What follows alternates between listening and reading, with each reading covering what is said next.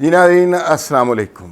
آج کی ویڈیو ذرا تھوڑی سی طویل ویڈیو ہوگی، اس لیے کہ یوزولی ہم ویلاگ کرتے ہیں کسی ایک موضوع پر، لیکن آج 3 موضوعات ہیں، بیک وقت ان پر بات کرنی ہے۔ تینوں موضوعات اہم ہیں، ان کو کسی مستقبل کے وقت کے لیے نہیں چھوڑا جا سکتا، لہذا تینوں سبجیکٹ پر ہم بات کریں گے۔ تھوڑی سی ویڈیو طویل ہو جائے گی، لیکن میرے خیال میں آپ گوارا کر لیں گے۔ ویسے تو یوٹیوب بتاتا ہے آپ کو 10-11 منٹ کی ویڈیو ہونی چاہیے، لیکن بعض موضوعات ایسے ہوتے ہیں جو تفصیل طلب ہوتے ہیں، جن پر بات کرنا ضروری ہوتی ہے۔ 3 موضوعات جو اس ویڈیو میں ڈسکس کرنے ہیں۔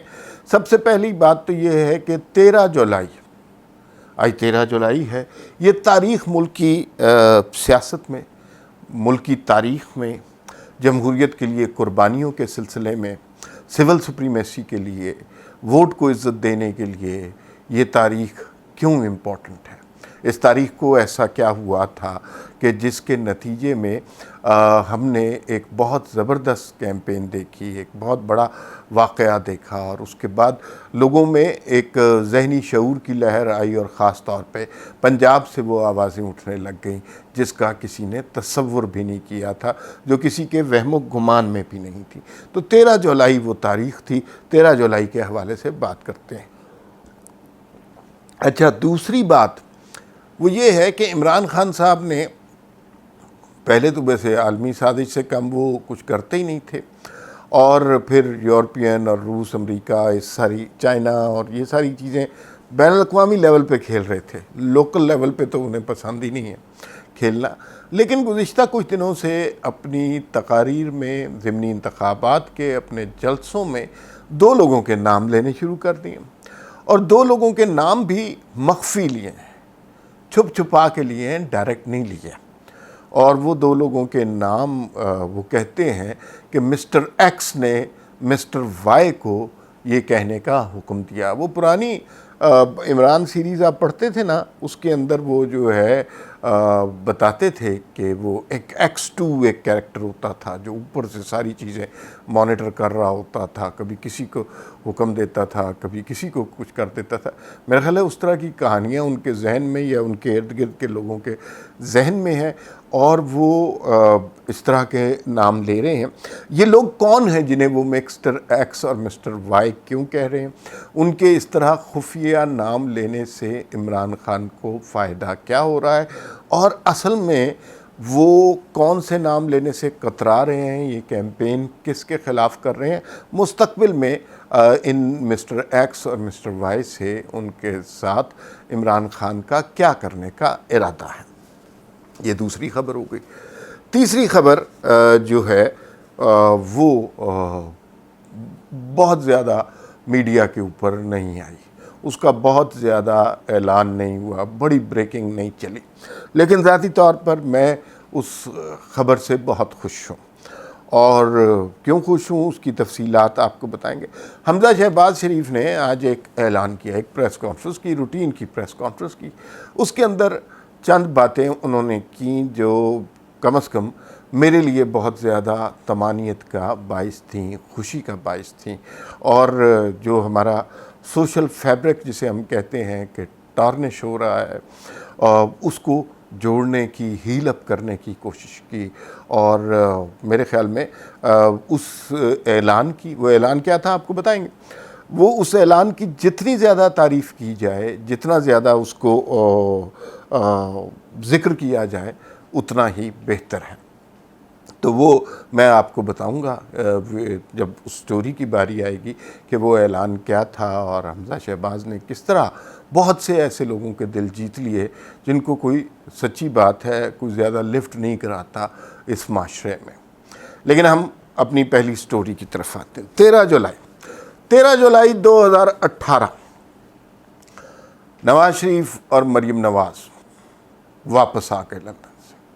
اس سے پہلے میڈیا، اور وہ اس زمانے میں مقبوضہ میڈیا تھا، اس زمانے میں بھی مقبوضہ میڈیا ہے، تو اس وقت یہ کہا جا رہا تھا بھگوڑے ہیں، لندن بھاگ گئے ہیں، اور اگر بہادر ہیں، مرد کے بچے ہیں تو واپس آئیں وطن میں، جمہوریت کی جنگ لڑنی ہے تو باہر سے میاں صاحب ڈیل کر کے بھاگ گئے ہیں۔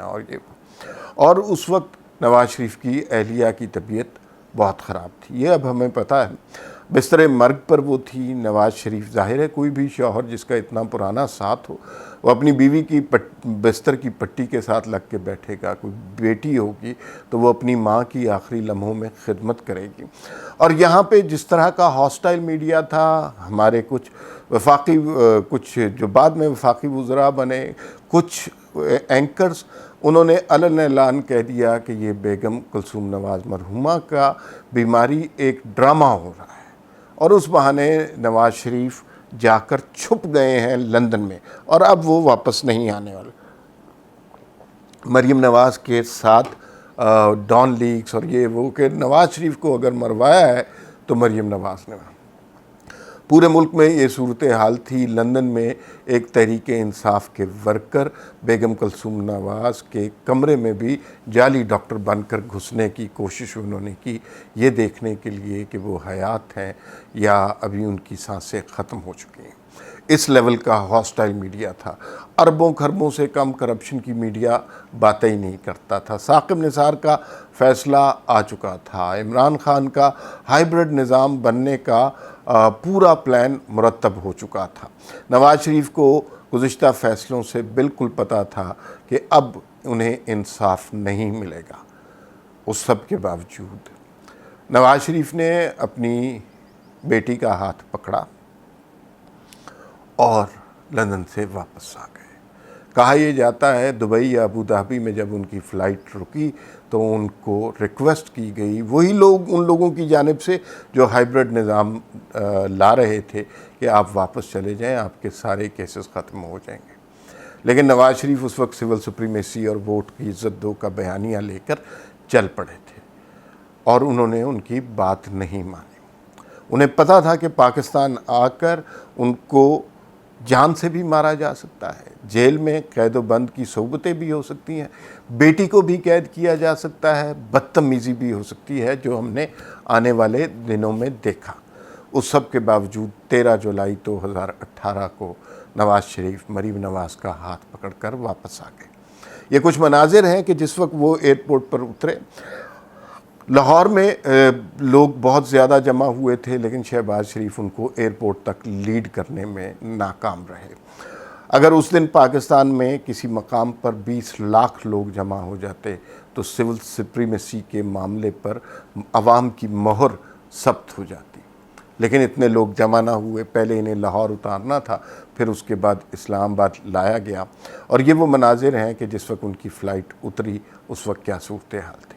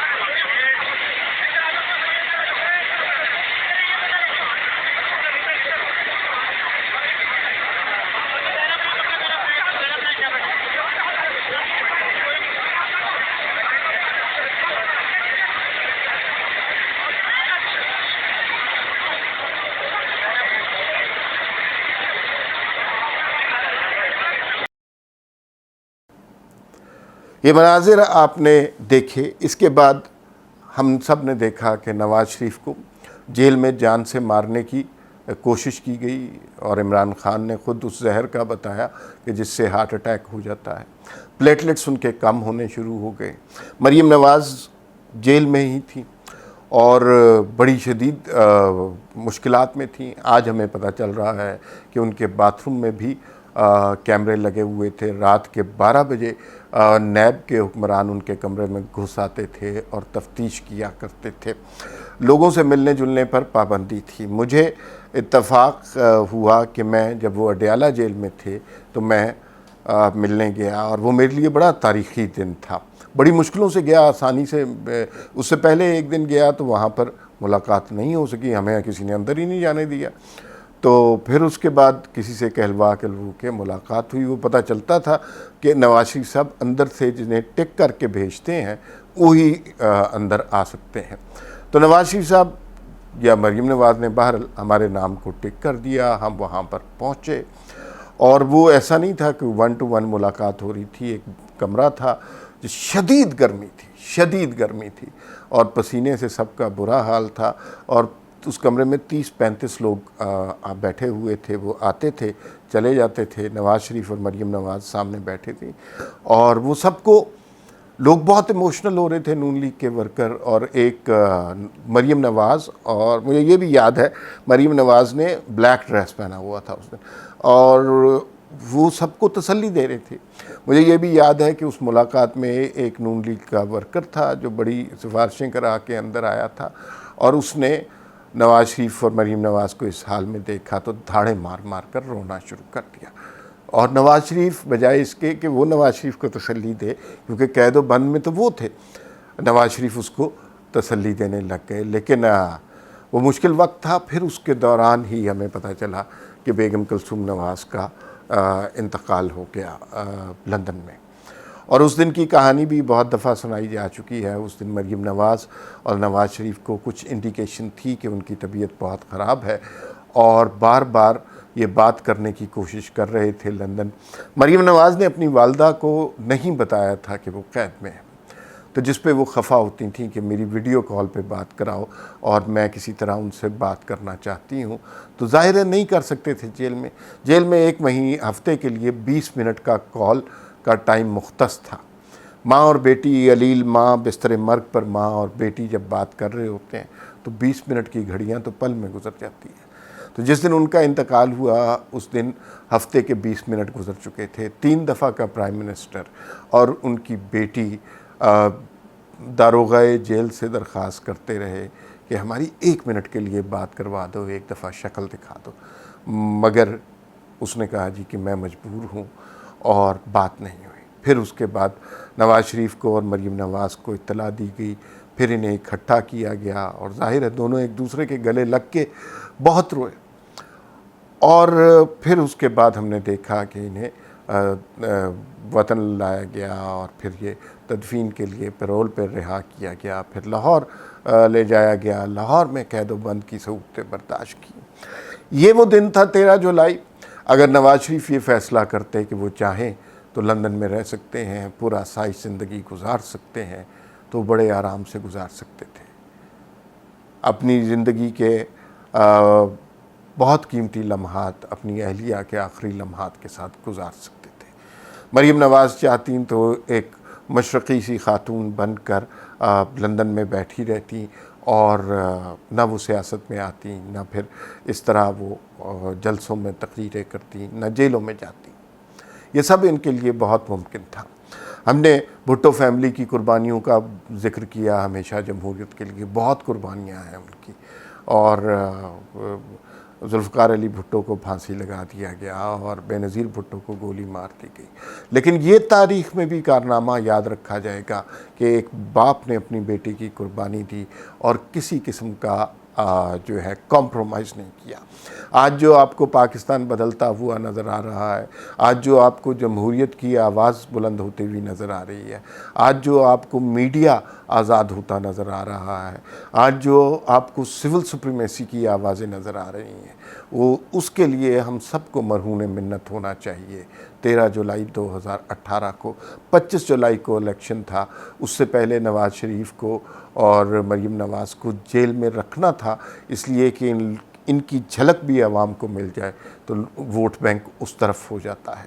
تو وہ ایک بہت کبھی دور تھا. ثاقب نثار اس دور کے فرعون تھے, اور آنے والے دور کے وہ نشان عبرت ہوں گے. یہ نہیں ہو سکتا کہ آپ اتنا ظلم کریں. تو 13 جولائی کی یہ تاریخ تھی, یہ آپ سے شیئر کرنا بہت ضروری تھی. اب دوسری سٹوری پہ چلتے ہیں. دوسری سٹوری ہے کہ عمران خان مسٹر ایکس اور مسٹر وائی کس کو کہہ رہے ہیں اور کیوں کہہ رہے ہیں. پہلے خان صاحب کی بات سن لیتے ہیں, پھر اس کے بعد مزید بات کرتے ہیں. اور مسٹر ایکس ایک مسٹر ایکس بھی ہے, اس کو حکم ملا ہوا ہے کہ تم نے کسی صورت ان چوروں کو جتانا ہے. تو مسٹر ایکس, مجھے نئی خبر ملی ہے کہ تم نے مسٹر وائی کو ملتان پہنچا دیا دھاندلی کے لیے. तो मिस्टर एक्स और मिस्टर वाई, आज सारी कौम के सामने मैं आपको चैलेंज कर रहा हूं कि मेरी कौम आपकी धांधली के बावजूद आपको फेंटा लगाएगी, जीतेगी इलेक्शन। ये खान साहब की गुफ्तगू आपने सुनी, वो बार बार कह रहे हैं मिस्टर एक्स और मिस्टर वाई। पहली बात तो ये है कि खान साहब नाम क्यों नहीं ले रहे। दूसरों के बच्चों को तो वो कह रहे हैं कि आप जो है टैंकों के नीचे लेट जाए। ये ज़िमनी इंतखाब नहीं है, ये जहाद है, ये जंग है, और लड़ा दो, मार दो, जला दो, ये सब कुछ हो रहा है। और आप में इतनी आपकी औकात नहीं है, इतनी आप में हिम्मत नहीं है कि आप लोगों को बता सकें कि मिस्टर एक्स कौन है, मिस्टर वाई कौन है। ये जो खुफिया नामों और कोड वर्ड्स के पीछे छुपना, ये मर्दानगी तो नहीं है, ये तो लीडरशिप नहीं है। तो सिर्फ आप माशरे में लोगों के बच्चों को मरवाने के लिए तो आप कहते हैं कि जहाद पे निकल पड़ो, और जब अपनी बारी आती है तो अपनी जान बचाने के लिए मिस्टर एक्स और मिस्टर वाई जैसे तलाज़मे इस्तेमाल करते हैं। किसको कह रहे हैं, इस पे भी बात करनी चाहिए। इमरान खान बहुत अरसे से फ़ौज की आला क़यादत के ख़िलाफ़ कैंपेन कर रहे हैं। जनरल बाजवा उनकी हिट लिस्ट पर हैं। वो कभी खुफिया तौर पर हदायत देकर जनरल बाजवा के ख़िलाफ़ ट्रेंड चलवाते हैं। इमरान खान की अहलिया की टेलीफोन कॉल अरसलान खालिद के साथ सामने आ गई है, जहाँ पर उनके ख़िलाफ़ करप्शन की कोई बात का आने पर गद्दारी के फतवे लगाने का हुक्म दिया गया। हमें अब ये बात इल्म नहीं कि जो गद्दारी के फतवे हमारे आप जैसे लोगों पे लगाए, क्या इस ज़ुमरे में जनरल बाजवा भी आते हैं, क्योंकि तहरीक इंसाफ ने जनरल बाजवा पर बहुत ज़्यादा फतवे लगाए गद्दारी के। मिस्टर एक्स और मिस्टर वाई, ये कहानी शुरू होती है यास्मीन राशिद साहिबा ने कहा कि लाहौर के जो ISI के हेड हैं वो बड़े पैमाने पर जो है धांधली करने की कोशिश कर रहे हैं। इमरान खान के अपने अल्फाज में मिस्टर एक्स ने मिस्टर वाई को हुक्म दिया, और वाई जो है अब लंदन में बैठ गया। आप इसको, ये बुनियादी तौर पर दो किरदार हैं जिनको इमरान खान जो है जिनकी तज़हीक करना चाहते हैं, जिनकी तज़लील करना चाहते हैं, और वो दो किरदार हैं chief of army staff general Qamar Javed Bajwa और DG ISI नदीम अंजुम।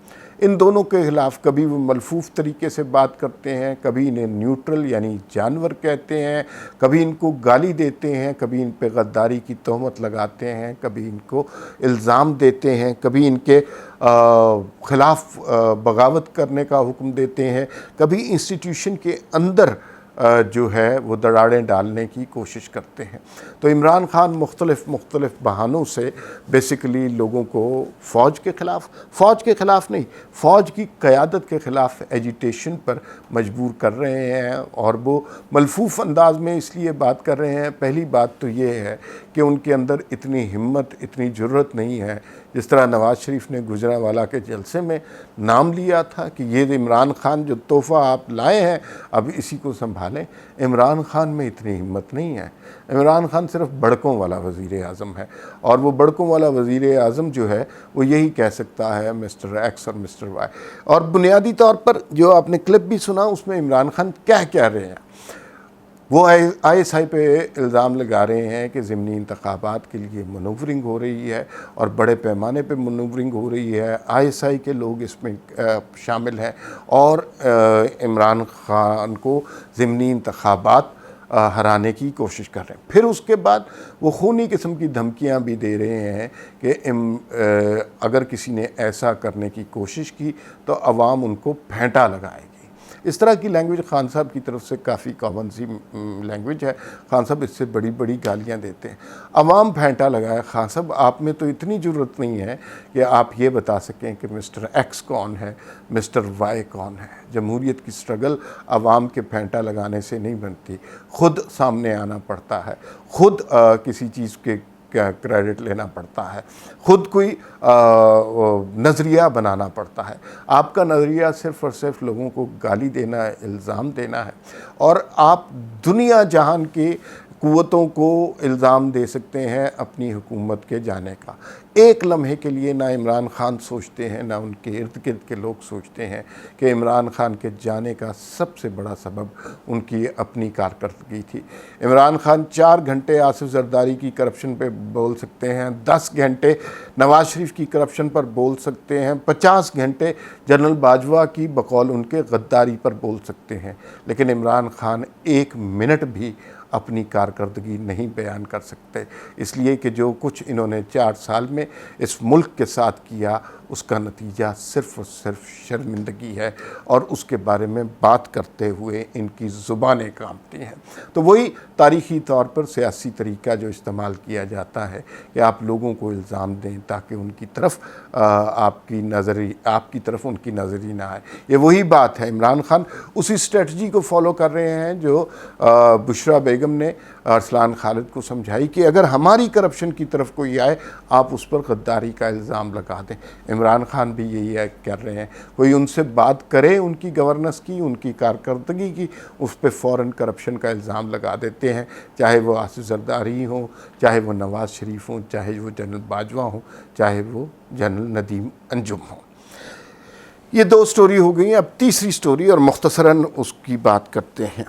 حمزہ شہباز شریف نے آج ایک پریس کانفرنس کی اور اس پریس کانفرنس میں ایک چھوٹا سا اعلان کیا، مین میڈیا پر نہیں آ سکا، لیکن میرے خیال میں یہ مین میڈیا پر آنا چاہیے، یہ بڑی خبر ہے۔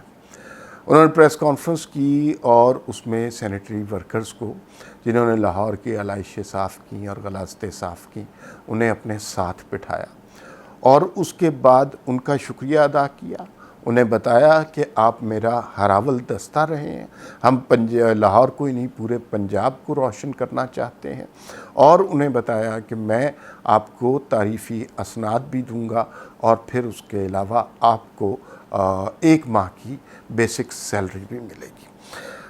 1 ماہ کی بیسک سیلری چند ہزار سینیٹری ورکرز کو، یہ اتنا بڑا اعلان بنتا نہیں، لیکن اہم بات اس میں یہ ہے کہ یہ وہ لوگ ہیں جن کو یہ سارا معاشرہ بدقسمتی سے حقارت کی نظر سے دیکھتا ہے۔